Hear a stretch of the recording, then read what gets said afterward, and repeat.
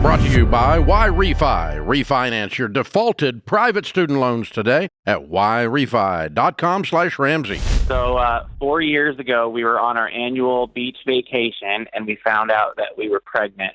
And we celebrated and danced the night away. Unfortunately, that pregnancy ended in miscarriage, and then we had 2 more miscarriages. That was 3 years ago. And now we have a beautiful baby girl. Yay!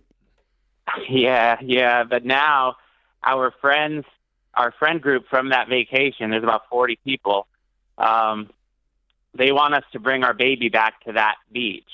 When we brought our baby home, I quickly realized that we were broke, and broke people don't go on vacation. Our friends dared us to call you.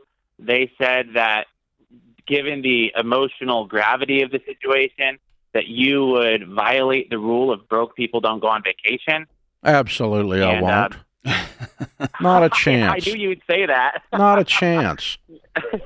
And hey, listen, brother, my wife and I went through miscarriage 1, 2, and then 3, and then ended up with the light of my life, Josephine. And I'll tell you, the emotions are heavy, and the grief is real, and math doesn't care. Yeah. Now, does it make a difference that they're paying for it, but that going on that vacation would still take us away from earning? It would take us away, and it would violate the, like... Okay, something's wrong. I either have a glitch in my computer screen or you do in your brain, because my computer screen says, should we do it if we can pay for it in cash? You're telling me that they're going to pay for it, cover so the expense for you? So which is it? What you told my phone screener or what you're telling us? Yeah, so they're going to pay for the lodging. They're going to pay for, and we have the fruit of the poisonous credit card tree that we can use to pay for the flight, the point. But, incidentals add up, and we have the cash to pay for that. But we also have how much debt do you have, honey? Debt. How much debt do you have, honey? $40,000. And what is your household income? $89,000 a year. Okay. And you've been married 5 years, and you're 27. Yeah, we've been together for like 15 years. How old are you? We're 40. Oh my gosh, I missed it. Okay. All right. We do have like a small commercial real estate portfolio, and that commercial real estate portfolio has about $600,000 in equity, and we have a few tenants. So our friends think we're rich. Our friends think we're rich, but we know that we're broke. So you have how much debt? That between the 2 commercial properties, we have a $200,000 mortgage. So and that's the only debt you have? Yeah, we have 40 in consumer debt. Oh, I'm sorry. Yeah, that's right. And what's the $40,000 in consumer debt? It's like a rust bucket truck that we need to get rid of, and it's 3 credit cards, 1 for our business and 2 personal credit cards. Mm-hmm. They're all personal. Yeah, pretty much. No, they don't give a business like yours credit cards. They're personal. You signed for them. You personally guaranteed them. They're personal. Yeah, you're right. Yeah. And that it's not just them that want us to bring the baby to the Pacific Northwest, but also her mom wants us to bring the baby to Arizona. So there's this. I know, but listen. At some point, you've got to decide what you're going to do. You got to take control of your life. Stop letting other people drive it. Her mom and friends from a beach dance 15 years ago, they just don't get a vote in your future, man. I mean, I'm sorry. You got to decide what you're going to do. As for me and my house, we're getting out of debt, and we're not going to rationalize it and justify it with a bunch of stinking airline points, and then you go down there, and before you know it, you've dropped $1,000 in cash, and you instead of getting out of debt. See, the reason you've still got this debt hanging around while you're sitting on this ridiculously large portfolio is because you haven't concentrated on it. And this example is one more time that y'all didn't concentrate on it. So you make plenty of money, and you didn't tell me how much you've paid off already, which means you haven't.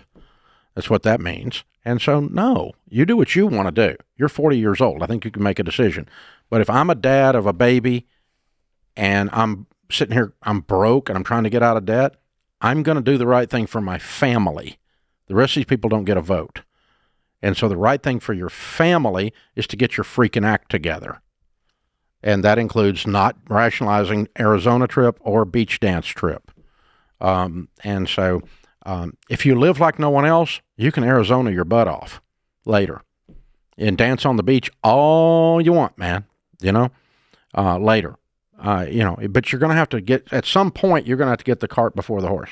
Yeah, I mean horse before the cart. I've just been this exact situation, man, and it's devastating, and it doesn't give you. I think that's. We took a call in an earlier hour about this because this bad thing happened. That means we should be able to do what we want to kind of cosmically make up for it, and that's how people dig themselves into deeper and deeper and deeper holes. And so, brother, I have been in your exact shoes, and what you deserve to do. Is you deserve to be a grown-up and make your decision. That's it, man. And based on that, take the consequences. Yeah. But what I'm observing in this phone call is a lack of focus. Yeah. And other people have way too much vote in your life. That's what I'm observing. So what do you want to deserve? It's up to you. Choose your hard, as Dr. John Deloney says. You need to choose which hard you want. If you continue to screw around with this stuff and just bounce around all over the place and rationalize it, then you're going to get what you signed up for. And math doesn't take a break. It doesn't take a break. So you do what you want. Your friends lose the argument, though. Dave said don't go. And so did his sidekick. There's that. The guy in the side motorcycle cart. Yeah. So here's the thing, guys. What we're teaching and what we've talked about is for 30 years, and what Sharon and I did and what John and Sheila did and Jade and Sam and George and Whitney and Rachel and Winston, what we did was we lived like no one else. So that later we could live and give like no one else. People didn't understand that we wouldn't go out to eat. They didn't understand that we wouldn't go on vacation. They didn't understand that we made good money and drove a piece of crap car. But we weren't taking a poll. We were living on principles, not on Instagram videos to make everybody think your life's better than it is while your life sucks.